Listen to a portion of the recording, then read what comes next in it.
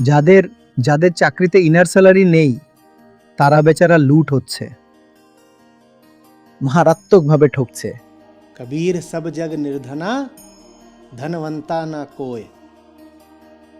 কারণ এরা সবাই শুধুই বাইরের আউটার স্যালারির ওপর ভরসা করে বেঁচে আছে, তাই এরা প্রত্যেকেই একেবারে গরিব, কেবল ওই বাইরে সিটিসির ওপরেই দিন কাটাচ্ছে। कबीर सब जग निर्धना धनवंता ना कोय, धनवंता सोई जानिए राम रतन धन होए। প্রকৃত ধনবান সেই যার কাছে ইনার স্যালারি রয়েছে।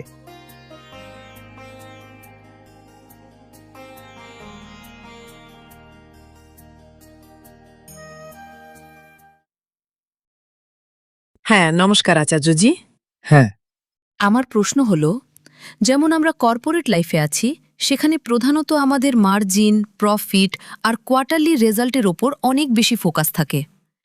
এই ধরনের পরিস্থিতিতে আমরা কিভাবে করুণার মাধ্যমে কাজের ওপর ফোকাস করতে পারি বা সেইভাবে কাজ করতে পারি? আমি আপনার কাছ থেকে এই বিষয়ে কিছুটা স্পষ্ট ধারণা বা ব্যাখ্যা জানতে চাই। মুদ্রা কথা হলো, আপনি যাই করছেন তাতে নিজের জন্য শুধু ততটুকুই থাকা উচিত যাতে কাজটা আপনি চালিয়ে যেতে পারেন। ব্যাস, এটাই হলো মূল সূত্র। ঠিক আছে, কোম্পানি যত খুশি কোয়ার্টারলি প্রফিট বের করতে চায় করুক, কিন্তু আমি যা করছি তাতে আমার জন্য শুধু ততটুকুই প্রয়োজন যাতে আমি কাজটা টানা করে যেতে পারি।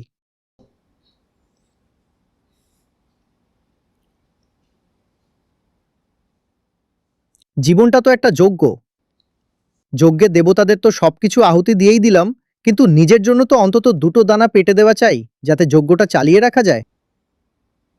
তা না হলে দেখা যাবে সামনে যজ্ঞের আগুন জ্বলছে আর আপনি খালি পেটে মাথা ঘুরে আগুনেই গড়িয়ে পড়লেন। তাই যেটাকে আপনারা টাকা পয়সা লাভ বলেন, হ্যাঁ সেই লাভটুকু নিশ্চয়ই দরকার, কিন্তু ঠিক ততটুকুই যাতে নিজের খাওয়া পড়া আর কাজটা আটকে না থাকে। বাকি যে বড় লাভ তা করুণা থেকে ওঠা কাজে হয়ে যায়। সেখানে নিজের জন্য ছোটখাটো লাভেও কাজ চলে যায়, কারণ বড় লাভটা তো কাজের মধ্য থেকেই পাওয়া হয়ে যায়। একটা লাভ হলো যেটা কাজ শেষ করার পর পাওয়া যায়, তাই না? কাজ শেষ হলো, তারপর হিসাবের খাতা খুলে দেখলেন পকেটে বাড়তি কত এলো, ওটাকে আপনারা বলেন প্রফিট। আর আরেকটা লাভ হলো যেটা কাজটা করার সময়ই পাওয়া যায়। দুটো লাভই দরকার, কিন্তু এর মধ্যে একটা বড় একটা ছোট। বলুন তো বড় কোনটা? আমার নিজেরটা যেটা কাজের মধ্যে পাওয়া যায়, কাজের মধ্যে যে লাভটা পাওয়া যায় তার চেয়ে বড় প্রফিট আর কিছুই হতে পারে না। সেটা আপনার সিটিসির 90% হওয়া উচিত। নিজের চাকরির প্যাকেজ গুনবেন তখন হিসাবটা এইরকম হওয়া উচিত। প্যাকেজের 90% হলো আমি কাজের মধ্যে কি পাচ্ছি, আর মাত্র 10% হলো আমি কাজের থেকে পকেটে কি পাচ্ছি। ধরুন আপনার 50 লাখের সিটিসি, তার মধ্যে 40 লাখ টাকাই তো আপনি কাজটা করার আনন্দ হিসেবে পেয়ে গেছেন। 40 লাখ তো কাজের ভেতরেই পেয়ে গেলেন। তারপর কাজ শেষ হলে মাস শেষে আরো 10 লাখ পকেটে এলো। ওই 10 লাখ টাকাটা কেন নিলাম? ওটা শরীরের বাধ্যবাধকতা। বেঁচে থাকার জন্য অগত্যা ওটুকু নিতেই হবে যাতে কাজটা আমি চালিয়ে যেতে পারি। টাকাটা না নিলে তো মানে ওই বাজারে যা মূল্য বৃদ্ধি, খাওয়া পড়ার সমস্যা হবে, বাড়িওয়ালা এসে বাড়ি থেকে তাড়িয়ে দেবে, সেসব ঝামেলা শুরু হয়ে যাবে। তাই মাথায় গেঁথে নিন, এরপর থেকে যখনই কর্পোরেটে নতুন চাকরির জন্য যাবেন, আর কর্পোরেটে তো প্রতি 2-3 বছর পর চাকরি বদল হয়, তখন সিটিসির হিসাবটা ঠিকঠাক করবেন। এইচআর আপনাকে বলবে কাজের থেকে এত লাখ টাকা দিচ্ছি, আপনি বলবেন ঠিক আছে কাজের থেকে এত দিচ্ছ বুঝলাম, এবার বলো এইচআর কাজের মধ্যে আমাকে কি দিচ্ছ। এইচআর বলবে পুরো নেগেটিভ, জিরো না। কাজের থেকে হয়তো ওরা আপনাকে কিছুটা টাকা ছুড়ে দেবে, কিন্তু কাজের ভেতরে আপনাকে কিচ্ছু দেবে না। আর কাজের ভেতরে আপনাকে কিছু দেওয়ার জায়গায় আপনাকে আরো শুষে নিবে। তারা আপনার ভেতরে যা কিছু আনন্দ, যা কিছু প্রাণরস আছে, সবটা চুষে নিংড়ে রেখে দেবে।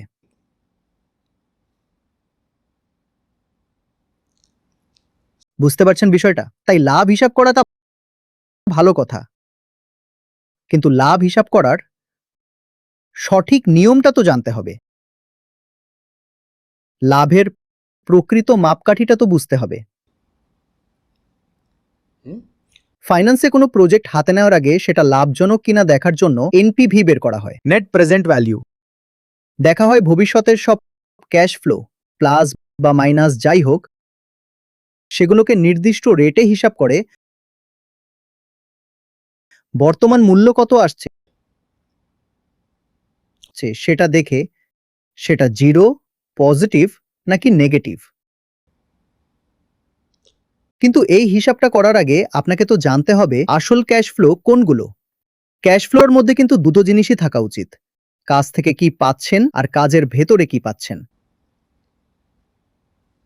আমরা কি করি? আমরা শুধু চোখ দিয়ে দেখা ব্যাংকের টাকাগুলোকেই গুনি, ভাবি ব্যাংকে যে টাকাটা ঢুকছে সেটাই একমাত্র সম্পদ। কত এলো আর কত গেল, ব্যাস ওই খাতা কলমের হিসাবটা দেখে আমরা নাচতে শুরু করি। এর ফলে আমরা নিজেদের আসল সিটিসিটাও ঠিকঠাক বলতে পারি না। ধরুন আপনি কোথাও চাকরি করছেন, সেখানে তারা আপনাকে কাজের বিনিময়ে বছরে 15 লাখ টাকা দিচ্ছে। ঠিক আছে, কাজের বিনিময়ে আপনাকে বছরে 15 লাখ টাকা দিল, খুব ভালো কথা। 20 লাখ দিল, কিন্তু কাজের ভেতরে আপনার কাছ থেকে 30 লাখ টাকা কেড়ে নিল। ওটা তো আপনি কখনো হিসাবই করলেন না, কারণ ওটা সূক্ষ্ম, চোখে দেখা যায় না। সবাইকে গর্ব করে বলে বেড়াচ্ছেন আমার 15 লাখের প্যাকেজ, আমার 20 লাখের প্যাকেজ, অথচ আপনি জানতেই পারলেন না যে আপনার প্যাকেজ আসলে 15 লাখ নয়, -15 লাখ টাকা। আপনি সেখানে চাকরি করে উল্টে নিজের জীবনের জমানো আসল মূলধনটা কোম্পানির মালিকদের হাতে তুলে দিয়ে আসছেন। কোম্পানি থেকে আপনি কিছু পাচ্ছেন না, বরং নিজের যা কিছু মূল্যবান ছিল বসদের পায়ে সঁপে দিয়ে খালি হাতে ফিরছেন। এটাই হয়। এমনি এমনি কি আর আমি 3টে জায়গায় চাকরি করার পর বলেছিলাম আর কোথাও চাকরি করব না? কারণ আমার এনপিভি হিসাব করতে জানা ছিল। আমি বলেছিলাম তোমরা আমাকে বাইরে থেকে যা দিচ্ছ ওটা তো হিসাব করলাম, কিন্তু আমার ভেতর থেকে কি কেড়ে নিচ্ছ সেটাও তো আমি হিসাব করব। আর শুধু আজকের নয়, পুরো ভবিষ্যৎ জীবনের শেষ দিন পর্যন্ত হিসাব করব। হিসাব করে দেখলাম এ তো চরম লোকসানের ব্যবসা।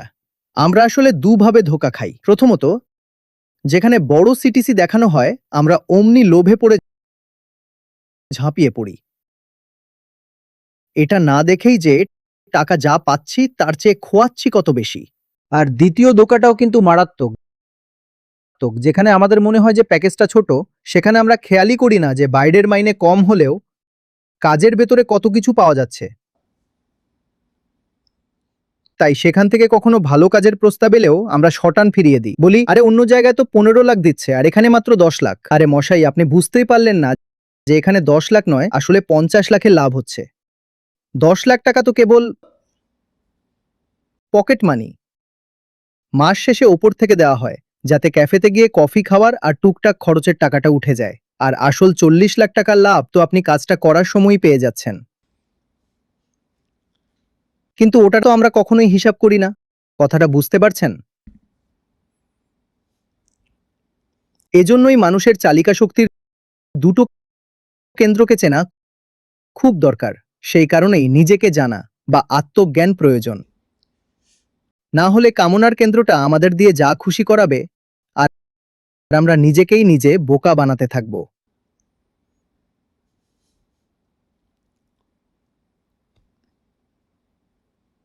হুম, একটু পরিষ্কার হওয়ার জন্য জিজ্ঞেস করছি, কাজের ভেতরে পাওয়া বলতে কি আপনি শেখা, কাজের পরিবেশ বা এসব অদৃশ্য বিষয়গুলো বোঝাচ্ছেন? আর আমরা কাজ করবই বা কেন? মানুষ কাজ করতে যায় কেন? আমি আপনাকেই জিজ্ঞেস করছি, আপনি কাজ করতে যান কেন? এমনিতে তো ওই টাকা কামাতেই। ব্যাস, যখন আপনি কেবল টাকা কামাতেই কাজে যাবেন তখন আপনি সারা জীবন টাকাই গুনে যাবেন। আমরা নিজেদেরকেই চিনি না, তাই জীবনে কাজের আসল অর্থ কি সেটাও আমরা জানি না। সেই কারণে ভগবদ্গীতার প্রয়োজন, সেই জন্যই তো কর্মযোগ। কাজের দুটো অর্থ হতে পারে। কাজ হয় আমাদের মানসিক অসুস্থতার বহিঃপ্রকাশ হতে পারে, আর না হয় আমাদের আনন্দের এক সহজ নৃত্য হতে পারে। ধরুন, একজন মানুষ এতটা অপ্রকৃতিস্থ হয়ে পড়েছে যে সে অনবরত দেয়ালে ঘুষি মারছে, খাম্বায় মাথা টুকছে। সে কি কাজ করছে না? করছে তো। একজন অনবরত দেয়ালে ঘুষি মারছে। রোজ সকাল ৯টায় সে অফিসে এসে সুন্দর করে লগ ইন করলো, আর সারা দিন ধরে দেয়ালে ঘুষি মারা শুরু করলো। সন্ধ্যা ৬টায় সোয়াইপ আউট করা পর্যন্ত সে এক নাগাড়ে দেয়ালে ঘুষি মেরেই গেল। কিছু তো করছে নাকি? আপনি তো আর বলতে পারবেন না যে ওয়ার্ক ডান ইকুয়াল টু 0। করছে তো সে, কিন্তু সে যা করছে তা মানসিক ব্যাধির বহিঃপ্রকাশ, এক্সপ্রেশন অফ হিজ লিউনাসি। কারণ সে নিজেকে চেনে না, তাই দেয়ালে ঘুষি মেরে হাত পা রক্তাক্ত করছে। আর দ্বিতীয় ধরনের কাজ হলো, আমি একদম সঠিক জায়গায় দাঁড়িয়ে আছি, আমি ভেতর থেকে নিজেকে চিনি, নিজের ভেতরের হিসাব নিকাশ পরিষ্কার, আর সেই বোধ থেকে আমি কাজ করছি।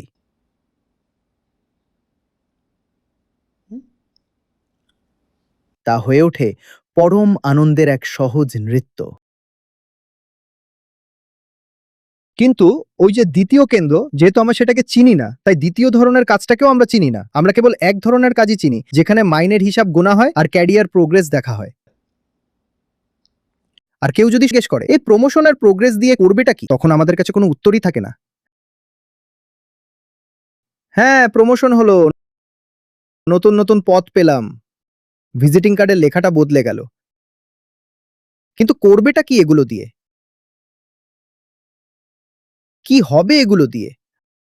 আমরা এই প্রশ্নটার মুখোমুখি হতে চাই না, কারণ এটা ভীষণ ভয়ানক একটা প্রশ্ন। তাই আমরা কি করি? আমরা প্রমোশন পাওয়াটাকেই জীবনের শেষ লক্ষ্য বানিয়ে নিই, যেন আমাদের জন্মটাই হয়েছে শুধু এটার জন্য। এটাই ঘটে, তাই না? এটা আমাদের কোনো পছন্দ বা স্বাধীনতা নয়, এটা আমাদের চরম বাধ্যবাধকতা। আমি একজনকে জিজ্ঞেস করছিলাম, আজকেই একটা কথা বলো তো ভাই, কোনো জিনিসকে যদি তুমি মাপতে না পারো, এমন কোনো উপাদান যা স্কেল দিয়ে মাপা যায় না, তবে কি সেটার মান 0 হয়ে যায়? শুধুমাত্র আপনার কাছে মাপার ক্ষমতা বা স্কেল নেই বলে কি সেটার কোনো মূল্য নেই? Just because you can not measure it, does its value become 0? অথচ পুরো কর্পোরেট জগৎ এই ধরনের কাজই করে চলেছে। যে জিনিসটাকে আপনারা মাপতে পারছেন না, সেটার মূল্যায়ন 0 করে দিচ্ছেন।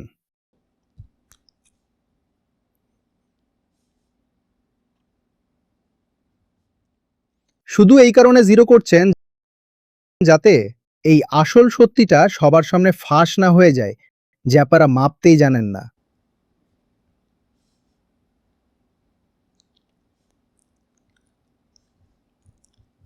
অথচ সবচেয়ে গুরুত্বপূর্ণ উপাদানটা কিন্তু আমাদের ভেতরেই বসে আছে। আর কাজের মূল উদ্দেশ্যই হলো সেই ভেতরের উপাদানটাকে বৃদ্ধি করা। কর্পোরেটের কাছে ওটা মাপার কোনো স্কেল নেই। মাপার আসল পদ্ধতিটা রয়েছে গীতা, আর গীতার সাথে কোনো সম্পর্ক নেই। গীতা মানে আমি বলতে চাইছি বেদান্ত। সেই ভেতরের উপাদানটাকে প্রথমে মাপা আর তারপর তাকে বৃদ্ধি করা। এই মাপার প্রক্রিয়াকে বলা হয় আত্মপর্যবেক্ষণ, আর তাকে বৃদ্ধি করার নাম হলো আত্মস্থ হওয়া। না তো আমরা ওটাকে মেপে দেখি আর না বৃদ্ধি করতে পারি, তো আমরা খুবই চাইল্ডিশ, হ্যাঁ, আর আর উইকেড, কুটিল পদ্ধতি বার করে বলি, let's assume that the inner variable is 0। এ তো অদ্ভুত ব্যাপার, যা আমি মাপতে পারি না তার মান আমি 0 ধরে নেব।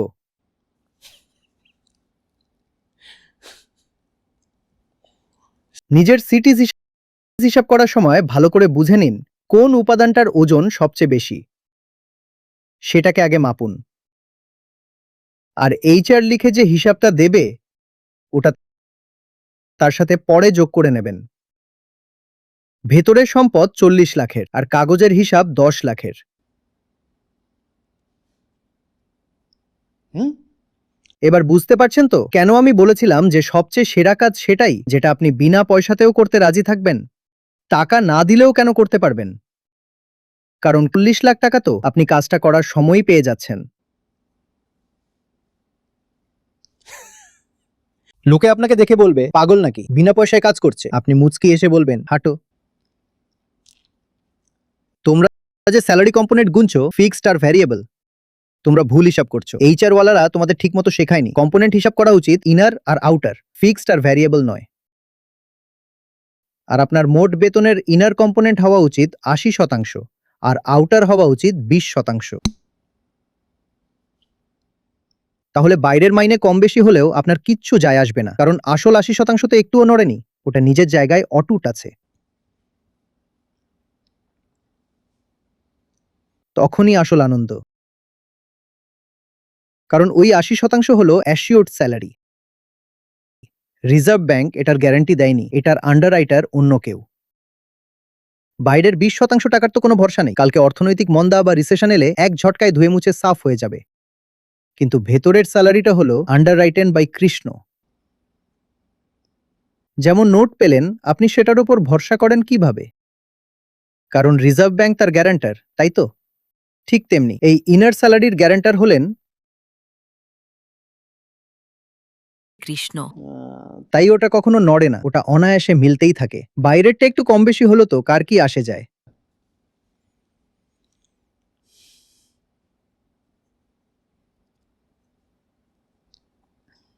বুঝতে পারছেন?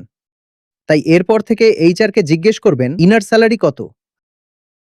আমাকে এসব কাগুজে পরিসংখ্যান দেখিয়ে বোকা বানানোর চেষ্টা করো না। আগে বলো তোমার ইনার স্যালারি কত। যাদের যাদের চাকরিতে ইনার স্যালারি নেই তারা বেচারা লুট হচ্ছে, মারাত্মকভাবে শোষিত হচ্ছে। হ্যাঁ, হতে পারে তারা নিজেদের বিশাল মহা দিগ্গজ ভাবছে। হুম? আমি গুরগাঁওতে কাজ করি, আমি গুগলে চাকরি করি, তাতে কি হয়ে গেল? গুগলের নামের মধ্যে তো প্রচুর জিরো আছে। তুমিও সেই জিরোগুলোরই একটা।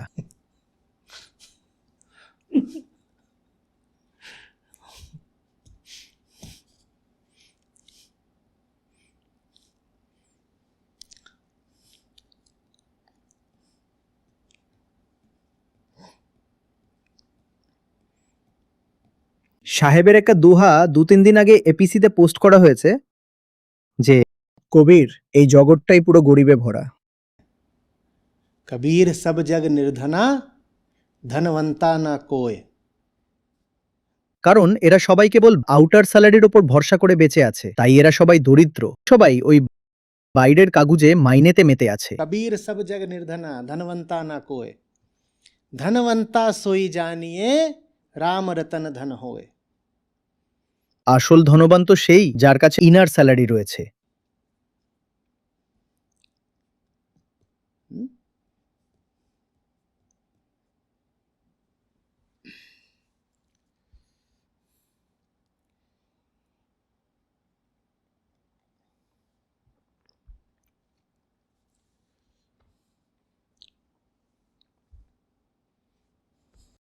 ধন্যবাদ আচার্যজি। এখন মনে হচ্ছে এখনো কত কিছু জানা বাকি। মাথাটা একদম ব্ল্যাঙ্ক হয়ে গেছে।